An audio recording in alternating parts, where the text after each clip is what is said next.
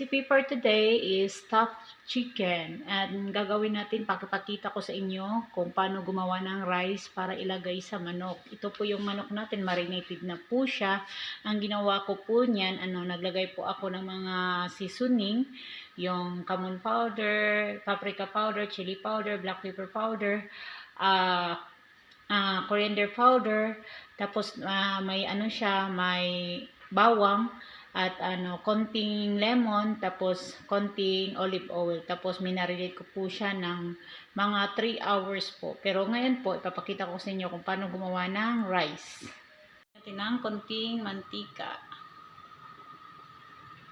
Tapos, lagay natin yung sibuyas. At ito po, naglaga po ako na ito. Lalagay po din natin yan sa stuffed chicken natin. Yan po. Lalagay na natin yung luya, tapos bawang, at saka camon seed. Yung itsura niya, lalagay natin yung atchal, bell pepper na green, yung carrots. Po siya, sunod na natin yung green peas. Lagay natin yung nor cubes. Lagay na natin yung kanin, yung rice na binabad.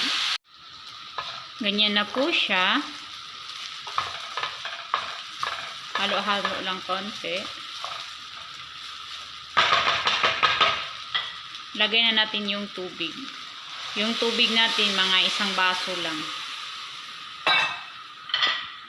At ito na po siya. Wala na po siyang tubig. Halo-haloin lang natin para mag-dry siya. At ready na po siyang ilagay sa ating manok. Lagay na natin yung rice sa loob ng manok.